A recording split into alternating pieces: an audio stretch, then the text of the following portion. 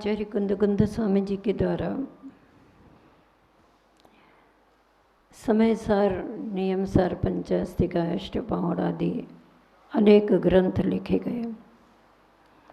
वे सभी ग्रंथ परम आध्यात्मिक भावनाओं से आत्म तत्व को समझने और समझाने के लिए लिखे गए। आचार्य कुंद स्वामी इतने महान स्वामी,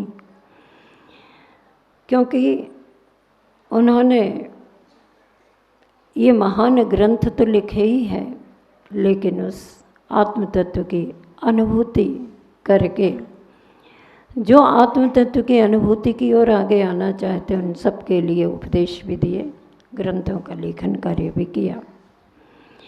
श्री समय सार जी ग्रंथ, जिस पर आचार्य श्री जी ने अनेक बार संघ को अध्ययन कराया, शिक्षण दिया, और उन्हीं ग्रंथों का लेखन कार्य भी हुआ।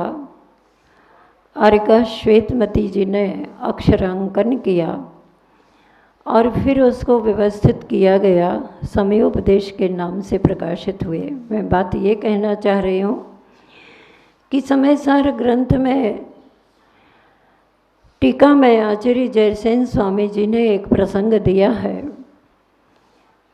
कि जब बेटी ससुराल में होती है और उसके मायके से अगर कोई परिवार के सदस्य, रिश्ते वाले आते हैं तो आकर के देख करके, सुन करके वह बेटी बड़ी उत्साहित होती है, और जैसे ही देखती है कि मेरे परिवार से लोग आए हैं, तब तो फिर उसकी प्रसन्नता का कोई पार नहीं होता। ठीक इसी तरह आप समझ गए इस मेरी बात को। आचार्य श्री जी के आशीर्वाद लेकर के गुरु का स्मरण हमेशा ही रहता है, लेकिन जब गुरु के निकट से कोई आते हैं तो और अधिक गुरु भक्ति, गुरु का स्मरण।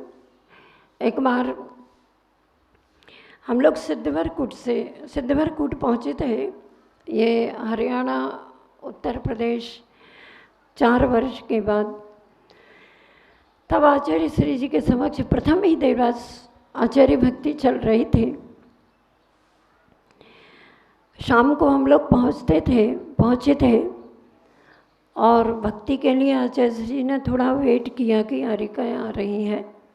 कुछ हारिकाओं ने कहा, आचार्य श्री 4 वर्ष हो गए, आपकी बहुत याद आती। तब आचार्य श्री जी ने प्रश्न किया एक उसी समय, कहते अच्छा सही सही बताओ, गुरु की याद आना कौन सा ध्यान है? अर्थ ध्यान है कि धर्म ध्यान है? सबने कहा गुरु की याद आना धर्म ध्यान है।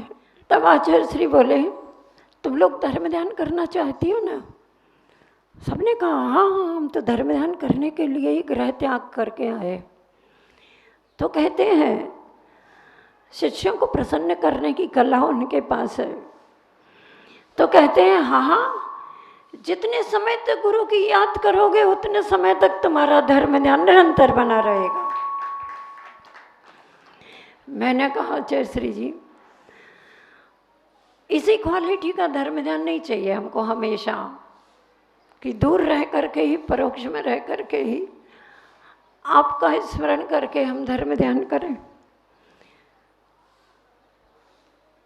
हम लोग उस क्वालिटी का धर्म ध्यान भी चाहते हैं जो आपके चरणों के निकट बैठ करके किया जाता है, जैसे कि ये सब करते हैं। और गुरु का आशीर्वाद आया। खजुराहो अतिशय क्षेत्र, जिस पर आचार्य श्री जी का स्वर्णिम संयम महोत्सव वर्ष का समापन महोत्सव वर्ष हुआ था। उसी समय उनका स्वर्णिम चातुर्मास यहाँ पर हुआ और आप लोगों को इस क्षेत्र का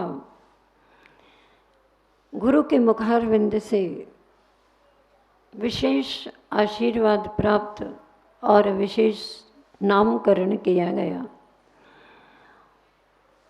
स्वर्णोदय अतिशय क्षेत्र खजुराहो, जहाँ पर आप सब लोगों की विशेष विशेष भावनाएं रही। विशाल जिन मंदिर का जिनालय समूह शरण का निर्माण करने का आपका भाव हुआ, गुरु जी की प्रेरणा मिली, गुरु जी का पूरा पूरा आशीर्वाद मिला। एक बार आचार्य श्री जी से जिज्ञासा रखी थी कि आचार्य श्री, आपके मन में